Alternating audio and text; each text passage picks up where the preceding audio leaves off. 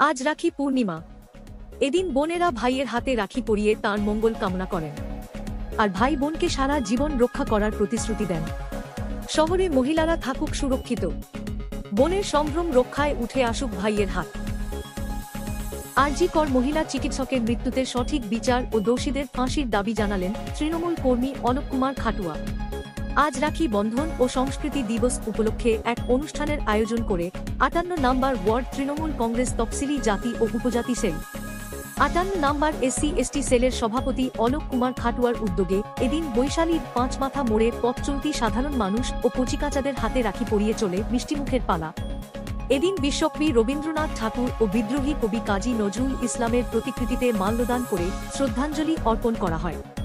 এদিন ট্যাংরা থানার পুলিশ কর্মীদেরও রাখি পরান মহিলারা।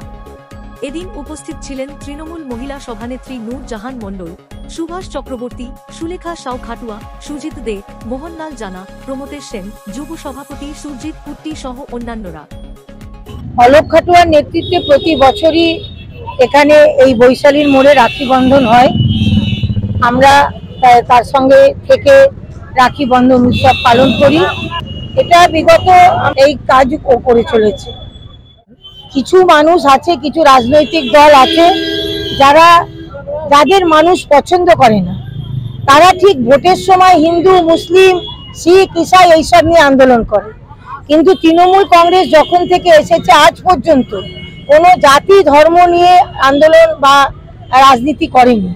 তারা মানুষকে নিয়ে রাজনীতি করেছে। মাননীয় মুখ্যমন্ত্রী মমতা ব্যানার্জি আপনি দেখেছেন মানুষের পাশে থাকার জন্য যে প্রকল্পগুলো করেছে জন্ম থেকে মৃত্যু পর্যন্ত, এটা কিন্তু কেউ ভাবতেও পারেনি। আমাদের MP সুদীপ বন্দ্যোপাধ্যায়, MLA স্বর্ণকমল সাহা, যিনি ভোটে দাঁড়িয়ে বলেছিলেন স্বর্ণকমল সাহাকে আমার বাড়ির দরজাটা অনেক উঁচু। আমরা কখনো সে যে হোক, কোভিড হোক, আমফান হোক, সকলের দরজা বন্ধ দেখেছি, স্বর্ণকমল সাহার কখনো বন্ধ দেখিনি। এটাই হচ্ছে তৃণমূল। আর আমাদের এখানে এসেছেন সন্দীপন সাহা, বিগত 3 বছর হচ্ছে।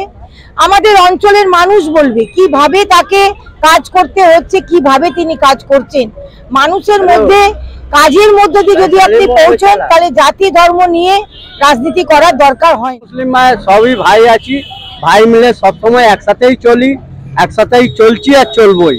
আমাদের মমতা ব্যানার্জি আমাদেরকে সবাইকে নিয়ে দিয়েছে, জাতি বাতি আমাদের মধ্যে নেই, আমরা সব মিলে জুলে একসাথেই চলি। অ্যাকচুয়ালি আমি একটু আগে বলছিলাম এই অনুষ্ঠানে যে অন্যান্য বছরের তুলনায় এবছরের যে সম্প্রীতি উৎসব হচ্ছে রাখি বন্ধনকে কেন্দ্র করে, সেটা একটু অন্য মাত্রা পেয়েছে।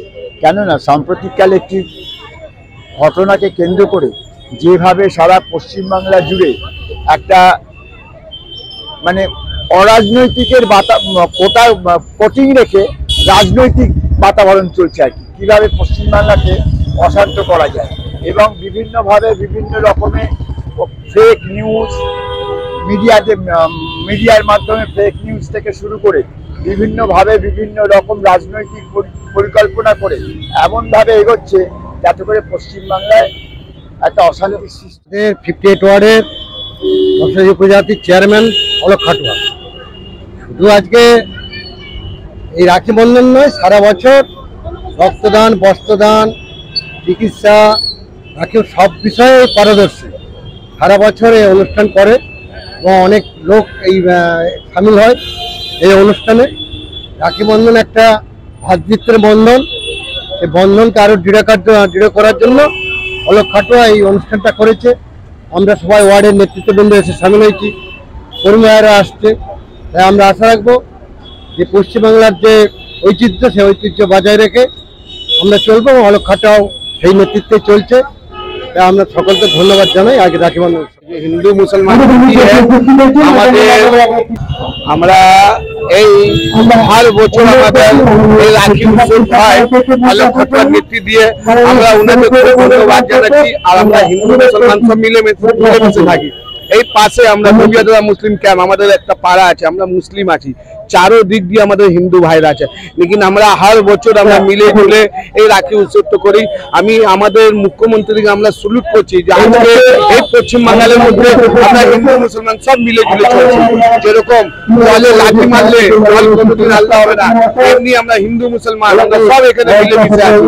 আমাদের যে ওয়ার্ডের মধ্যে যে 58 নম্বর ওয়ার্ডের মধ্যে আমাদের এমএলএ সাহেব চন্দ্র কুমার স্যার, ইনি আমাদেরকে সব সঙ্গে নিয়ে চলতে চায়।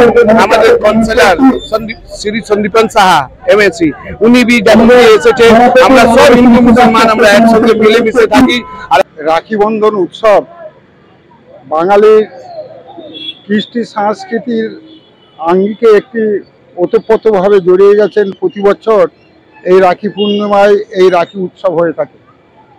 এই রাখি উৎসব পূর্বতন আমরা যদি পিছিয়ে দেখি, আমাদের ভারতবর্ষের দক্ষিণ ভারতে হিন্দি ভাষাভাষী মানুষের মধ্যে রক্ষাবন্ধন হিসাবে অত্যন্ত সুদূর প্রসারীভাবে মানুষের কাছে অত্যন্ত গ্রহণযোগ্য ছিল।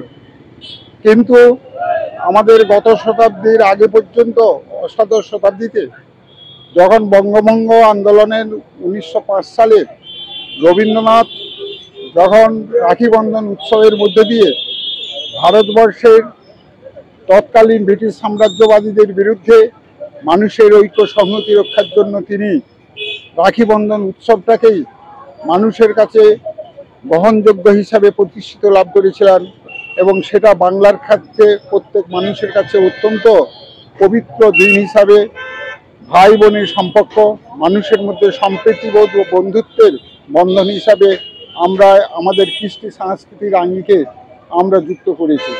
রাখি বন্ধন একটা পবিত্র উৎসব, রাখি বন্ধন একটা মেলবন্ধন, শুধু ভাই বোনের সম্পর্ক সেটা যেমন আছে একদিকে কিন্তু কবিগুরু বলে গেছেন যে একই বৃন্তে দুটি ফুল, হিন্দু আর মুসলমান।